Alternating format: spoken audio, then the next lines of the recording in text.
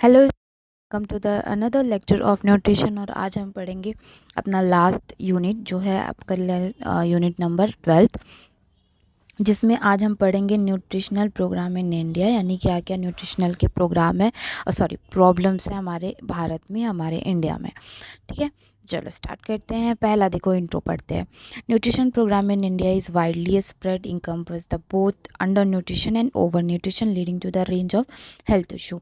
यानी कि जो न्यूट्रिशन की प्रॉब्लम है वो बहुत ही वाइडली स्प्रेड है हमारे इंडिया में।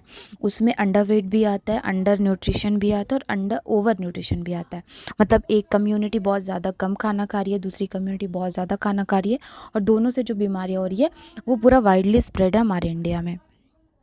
कॉमन डेफिशिएंसी, जिस चीज़ की कमी हो रही है वो अंडर न्यूट्रिशन में होगा, जैसे iron, vitamin D, vitamin A, iodine, zinc, folate, ये सब का क्या हो रहा है, डेफिशिएंसी हो रहा है। जहाँ पे ओवर ईट भी लोग करते हैं, जिससे डायबिटीज़ हो जाती है, कार्डियोवैस्कुलर डिजीजेस हो जाती है, ओबेसिटी हो जाती है, तो सारे प्रॉब्लम्स है। फिर यहाँ पे डेफिशिएंसी और कंट्रीब्यूट लिखा हुआ है, अनीमिया हो गया, पुअर बोन हेल्थ हो गया, और बहुत सारे प्रॉब्लम है जो हमारे न्यूट्रिशन की प्रॉब्लम दिखाती है हमारे भारत में।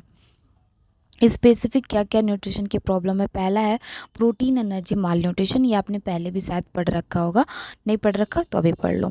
देखो पीईएम क्या होता है, डेफिशिएंसी होता है। मेनली हम क्या कहते हैं, यहाँ पे क्या लिखा हुआ है, प्रोटीन एनर्जी माल न्यूट्रिशन, यानी कि यहाँ पे प्रोटीन की कमी हो रही है, डेफिशिएंसी ऑफ प्रोटीन है। ठीक है, तो ऐसा है कि प्रोटीन की यहाँ पे कमी हो जा रही है।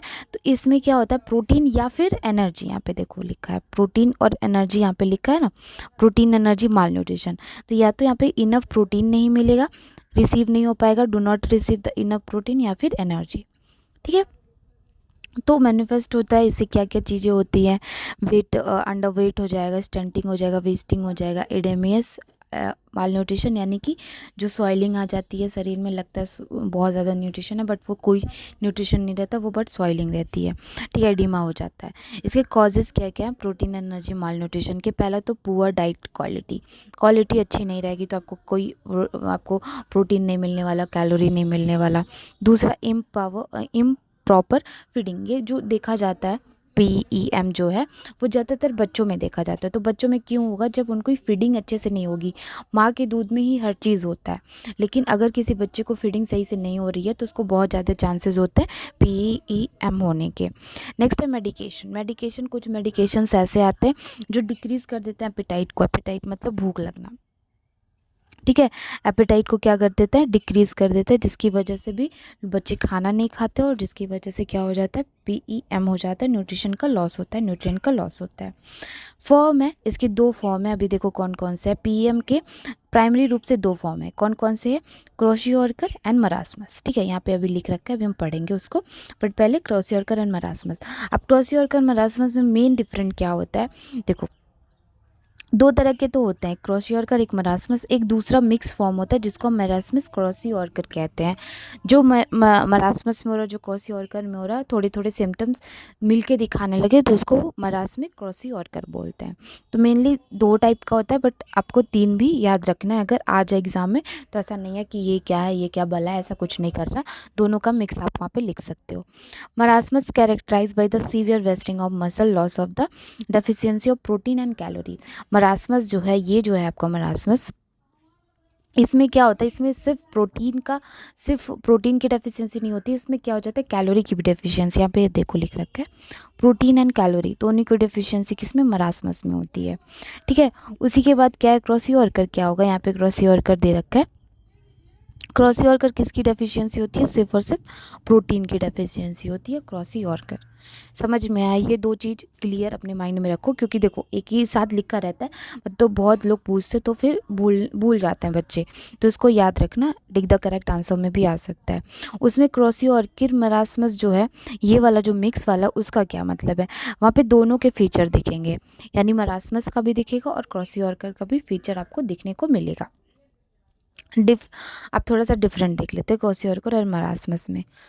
क्रॉसी ऑर्कर क्या होगा, एक्यूट होगा, इलनेस की वजह से होगा, कोई पहले से बीमारी प्रेजेंट हो, इन्फेक्शन की वजह से हो जाएगा, मिसल्स की वजह से हो जाएगा, एस्टोमा की वजह से हो जाएगा। इस सब की वजह से क्या हो जाता है, ये सब कॉमन कॉज है किसके, क्रॉसी ऑर्कर के। सेम मरासमस में क्या है, सीवियर प्रोलॉन्ग, मतलब सीवियर होता है और प्रोलॉन्ग होता है, यानी कि काफ़ी दिन तक रहता है। ये एक्यूट होता रहता है और ख़त्म होता रहता है, बट अगर मरासमस हो जाए तो वो काफ़ी दिन तक रहता है। स्टार्वेशन की वजह से होता है, स्टार्वेशन मतलब लंबे समय तक भूखे रहने पे आपको क्या, मरासमस होने के चांसेस रहते हैं किसी पर्सन को। क्रोनिक होता है, यानी एक बार आ जाए तो काफ़ी टाइम तक रहता है। दूसरा है रिकरेंस, यानी कि बहुत जल्दी जल्दी हो जाता है इन्फेक्शन की वजह से भी। समझ में आया दोनों का होने का कारण, यानी दोनों के कॉज यहाँ पे दे रखे थे, ये कॉज है, ठीक है, ऐसे लिख लो। उसके बाद क्या है इसमें, क्या आपको मेनली अगर आपको क्रॉसी ऑर्कर सही करना है, किसी को क्रॉसी ऑर्कर हो रखा है किसी बच्चे को और आपको सही करना है, तो उसका प्राइमरी जो फूड होगा वो प्रोटीन बेस होगा। और किसी को मरासमस हो रखा है तो उसमें कैलोरी भी देना है प्लस प्रोटीन भी देना है, ठीक है। अब इसका क्या होता है, इसके जो बच्चे होते हैं कौन से एज प्रभावित होता है, तो 18 महीने से 3 साल के बच्चे से प्रभावित होते हैं। और इसमें क्या होता है, 6 महीने से 2 साल के बच्चे प्रभावित होते हैं। ये रैपिड होता है, तुरंत होता है, तुरंत ठीक होता है, तुरंत फिर से हो जाता है। और ये क्या होता है, क्रोनिक होता है और स्लो ऑनसेट होता है, यानी बहुत लंबे टाइम तक रहेगा और बहुत धीरे धीरे होगा, ठीक। यहीं पे क्रॉसी ऑर्कर क्या होता है, फटाफट होता है, फटाफट खत्म होता है। उसके बाद है सम वेट लॉस, इसमें कुछ वेट लॉस भी देखे जाते हैं। इसमें सीवियर वेट लॉस होता है, इसमें थोड़े थोड़े वेट लॉस देखने को मिलते हैं और यहाँ पे बहुत ज़्यादा वेट लॉस होने लगता है। हाईली मोर्टिलेटेड, यानी कि बहुत ज़्यादा चांसेस होते हैं किसी बच्चे के मरने के। यहाँ पे अगर किसी बच्चे को हो गया तो उसका डेथ बहुत ज़्यादा चांसेस रहते हैं। यहाँ पे लो मोर्टिलिटी रेट रहता है, यानी धीरे धीरे करके रिकवर होने के बहुत ज़्यादा चांसेस रहते हैं, ठीक है। तो ये था PEM, ये पहले आपके फर्स्ट यूनिट में ही लोगों ने पढ़ा दिया होगा, बट जहाँ पे दे रखा है जो चीज़ वहाँ पे पढ़ना सही रहता है अकॉर्डिंग टू मी, ठीक है। अब देखो ये पहला जो डेफिशिएंसी था वो हमने क्या देखा, PEM, प्रोटीन एनर्जी माल न्यूट्रिशन। समझ में आया, एक सेकेंड, ये था प्रोटीन एनर्जी माल न्यूट्रिशन फर्स्ट वाला, ठीक है। सेकंड हम देखते हैं, सेकंड क्या है हमारा, micro nutrient deficiency, micro nutrient deficiency. इसमें समझ में आ गया होगा माइक्रो न्यूट्रिएंट क्या होता है। माइक्रो न्यूट्रिएंट आपका विटामिन होगा और क्या होगा, मिनरल होगा। तो इसी दोनों चीज़ की क्या डेफिशिएंसी हो जाती है तो फिर हमें आगे प्रॉब्लम होती है। Micronutrient deficiency, particularly iron, vitamin D, vitamin B12 and the iodine and the widely spread in India। इस सब की डेफिशिएंसी बहुत ज़्यादा इंडिया में वाइडली स्प्रेडेड है, ठीक है। तो इससे क्या हो जाता है, deficiency can be various health issue, बहुत सारे हेल्थ इश्यूज हो सकते हैं, इंक्लूडिंग अनीमिया हो सकता है, पुअर इम्यूनिटी हो सकता है, डेवलपमेंट प्रॉब्लम हो सकती है, यानी प्रॉपर डेवलपमेंट नहीं होगा। एड्रेसिंग दिस डेफिशिएंसी, ये सारे डेफिशिएंसी से क्या, आपको डाइटरी चेंज करने की ज़रूरत है अगर इस सब डेफिशिएंसी को सही करना है। फूड फोर्टिफाइड लेना है, फोर्टिफाइड मतलब ऐसे फूड जिसमें मिलाया जाता है, जिसमें ऐड किया जाता है और भी माइक्रो न्यूट्रिएंट को, ठीक है।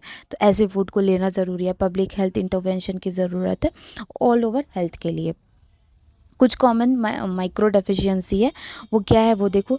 पहले तो आयरन की डेफिशिएंसी बहुत कॉमन है, प्रेग्नेंट वुमेन में देखा जाता है, छोटे बच्चों में देखा जाता है, बहुत ज़्यादा रहता है, गर्ल्स में भी होता है क्योंकि उनका जो मेंस्ट्रुएशन साइकिल चलता है उसकी वजह से एनीमिया, आयरन की बहुत ज़्यादा डेफिशिएंसी देखी जाती है। विटामिन डी की डेफिशिएंसी होती है, अराउंड 80% ऑफ इंडियन में ये डेफिशिएंसी मोस्टली देखा जाता है, इसलिए विटामिन डी का क्या इंजेक्शन वगैरह भी लगता है। नेक्स्ट है विटामिन B12, विटामिन B12 की डेफिशिएंसी भी लार्ज पॉपुलेशन में हमारे इंडिया में देखा जाता है। आयोडीन डेफिशिएंसी, आयोडीन की डेफिशिएंसी तो इंडिया में बहुत ज़्यादा है, इसी वजह से आयोडीन युक्त नमक खाना चाहिए। नेक्स्ट है विटामिन ए डेफिशिएंसी, ये मेजर प्रॉब्लम है हमारे इंडिया का, ठीक है। ये सारी डेफिशिएंसी जो है ना बहुत ही ज़्यादा देखा जाता है हमारे इंडिया में। ये माइक्रो न्यूट्रिएंट, इस पर कोई ध्यान नहीं देता, लोग सोचते हैं प्रोटीन खाना है, लोग सोचते हैं कार्बोहाइड्रेट लेना है, फैट लेना है, बट विटामिन मिनरल इसका कोई ध्यान ही नहीं देता। चलो विटामिन का एक टाइप पे लोग ध्यान दे लेते हैं कि नींबू पानी पीना चाहिए, फल खाना चाहिए, आंवला पीना चाहिए, बट मिनरल का तो कोई सोचता ही नहीं है, ठीक है। तो इसलिए ये सारे प्रॉब्लम बहुत कॉमनली देखे जाते हैं। थर्ड प्रॉब्लम है हमारा अंडर न्यूट्रिशन। अंडर न्यूट्रिशन क्या होगा, एक मैं अगर कॉमन सेंस से भी पूछूं, अंडर न्यूट्रिशन मतलब ऐसे पर्सन जिनको न्यूट्रिशन नहीं मिल रही है सही से, तो हाँ यही चीज़ है, ठीक है। अब इसमें कुछ जैसे पॉइंट होता है, जैसे स्टंटिंग, वेस्टिंग और माल न्यूट्रिशन, या फिर अमोंग द चाइल्ड और वुमेन के बीच में ये सारी चीज़ें होती है। अब इसका क्या WHO ने क्या दिया हुआ है अंडर न्यूट्रिशन के लिए, specific intake of energy and nutrient, energy और न्यूट्रिएंट को लेना ज़रूरी है अगर कोई अंडर वेटेड अंडर न्यूट्रिशन में आ रहा है तो making individual particularly more sustainable for the disease. अगर किसी को इस सारी चीज़ों की दिक्कत हो तो वो बहुत ज़्यादा सस्टेबल हो जाता है किसी डिजीज़ के होने के।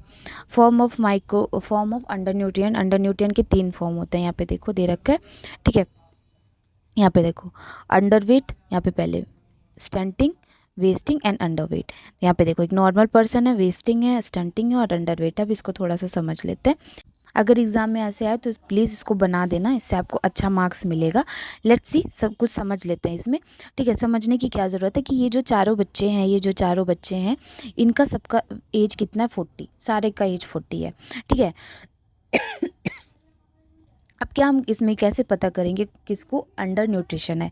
एक तो नॉर्मल जो बच्चा है उसका जो हाइट है वो भी नॉर्मल है और वेट जो है उसका वो भी नॉर्मल है। जो वेस्टिंग वाला बच्चा होगा उसका क्या हो जाएगा, लो वेट हो जाएगा फ्रॉम हाइट। इसका देखो ये इससे ज़्यादा दुबला लग रहा है, ठीक है। ये ठीक लग रहा है बट ये ज़्यादा दुबला लग रहा है। सेम तो वेट है, सबका एज तो सेम है, तो फिर इसका क्या है, ये देखो लो वेट रहेगा इसका, बट हाइट क्या रहेगी, हाइट सही रहेगी, हाइट के अकॉर्डिंग, यानी कि हाइट के अकॉर्डिंग वेट इसका कम रहेगा। सेकंड आएगा स्टंटिंग। स्टंटिंग में क्या होगा, स्टंटिंग में मैं एक शब्द में बोलूँ, बौना जिसको बोलते हैं, जिसको जोकर वगैरह बोलते हैं, तो इसमें क्या हो जाएगा, हाइट कम हो जाएगी। इसमें एज तो देखो, एज तो सभी बच्चे का 40 है, ठीक है। तो इसमें क्या हो जाएगा कि इसकी हाइट भी कम रह जाएगी, इसका हाइट कम रहेगा बट वेट सही रहेगा, ठीक। समझ में आया, इसी को बोलते हैं बौना, ठीक है। और थर्ड में क्या आएगा, अंडर वेट में, जहाँ पे लो हाइट भी रहेगा और लो वेट भी रहेगा। समझ में आया तीनों का मतलब। वेस्टिंग मतलब एक नॉर्मल पर्सन है सेम एज का, वेस्टिंग मतलब क्या होगा, दुबला रहेगा बट हाइट उसकी सही रहेगी।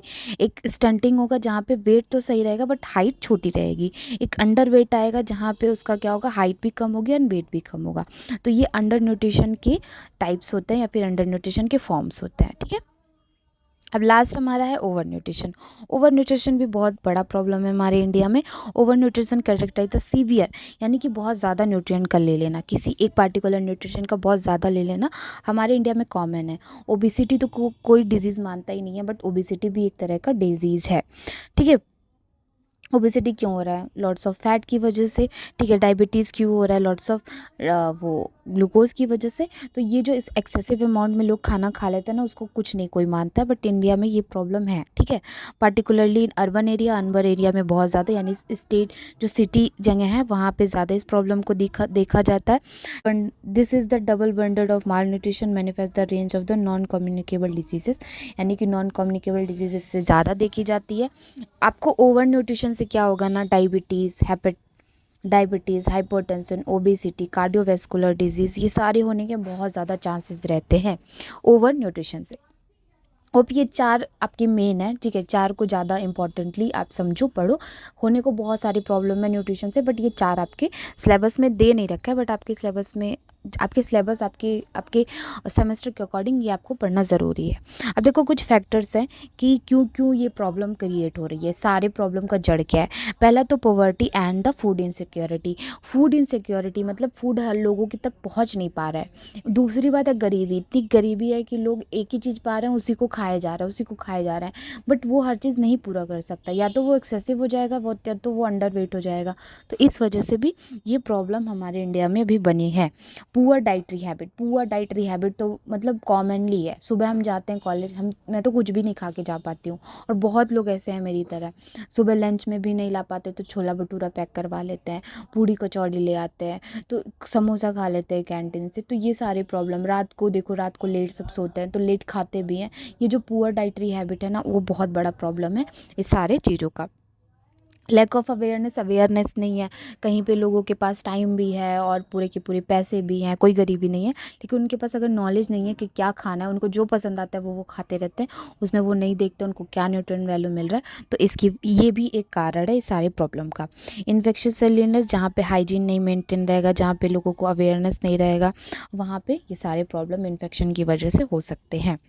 एड्रेसिंग न्यूट्रिशनल प्रॉब्लम रिक्वायर्ड, यानी कि यहाँ पे अब हम क्या क्या चीज़ें पढ़ेंगे कि कैसे हम इन चीज़ों को इम्प्रूव कर सकते हैं, कैसे हम इन चीज़ों को सही कर सकते हैं। पहला, improve access of the nutrition food, यानी कि हमें न्यूट्रिशन फूड का एक्सेस बढ़ाना चाहिए।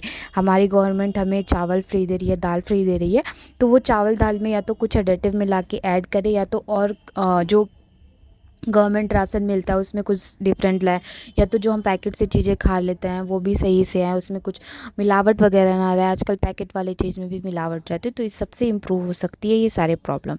Nutritional education and awareness program, बहुत सारे प्रोग्राम, बहुत सारे, देखो हमें भी, तुम पढ़ रहे हो एज ए स्टूडेंट, तुम न्यूट्रिशन के बारे में पढ़ रहे हो, क्यों पढ़ रहे हो? तो ताकि तुमको नॉलेज मिले, तुमको अवेयरनेस हो, ठीक है। वैसे हम कम्युनिटी में भी जाके लोगों को बताते हैं हेल्दी खाओ, हाइजीनिक खाओ, तो ये सब बता के हम इस प्रॉब्लम को ख़त्म कर सकते हैं। अर्ली चाइल्डहुड डेवलपमेंट प्रोग्राम, यानी कि जो चाइल्ड जब हो रहा है तभी हम उसके पेरेंट्स को, उसके टेक केयर जो है, उनके गिवर हैं जो, यानी जिनको, जो उस बच्चे को केयर देगा उसको अच्छे से समझाएं, सिखाएं, एक प्रोग्राम लॉन्च करें। अगर हॉस्पिटल में 10 बच्चे हो रहे हैं, उन 10 बच्चे को पेरेंट्स को उठा के बोले कि हाँ 6 महीने तक कुछ नहीं देना है, उसके बाद आपको ये देना है, तो ये सारे प्रोग्राम को भी हमें लॉन्च करना चाहिए। Target intervention and the venerable group ऐसा ग्रुप होता है जहाँ पे ये प्रॉब्लम बहुत ज़्यादा होने लगती है, जहाँ पे ये प्रॉब्लम कॉमन हो जाती है, ठीक है। वहाँ पे हमें इन टारगेट लोगों को देखना चाहिए, यानी जहाँ पे गरीब पॉपुलेशन है, जहाँ पे हाइजीनिक व्यवस्था नहीं है, वहाँ पे जाके हमें एजुकेशन देना चाहिए। Strengthen the health care system, जो हेल्थ केयर सिस्टम है, यानी जो हॉस्पिटल का पूरा सिस्टम है, जो सब सेंटर है, PSC है, CSC है, इस सब का जो क्लिनिक है, छोटा छोटा पैथोलॉजी है, वहाँ पे हम चीज़ों को स्ट्रेंथन करें। वहाँ के जो स्टाफ है उनको नॉलेज दें कि आपके पास कोई पेशेंट आए तो इस तरीके से उनको समझाएं, सिखाएं और उनका लाइफ हेल्दी बनाए। तो ये था आपका यूनिट नंबर 12th का first topic, nutritional problem in India. कल हम पॉलिसी पढ़ेंगे, पॉलिसी बहुत ज़्यादा है नहीं, कल नहीं पढ़ेंगे, अभी थोड़ी देर में वीडियो आ जाएगा। Thank you so much for watching this video, और फटाफट से ये कंप्लीट करो, फिर हम वन शॉट करेंगे और आपका पूरा का पूरा जो न्यूट्रिशन है वो कंप्लीट हो जाएगा। Thank you so much for watching this video. Good night, bye bye, take care, अच्छे से पढ़ते रहो।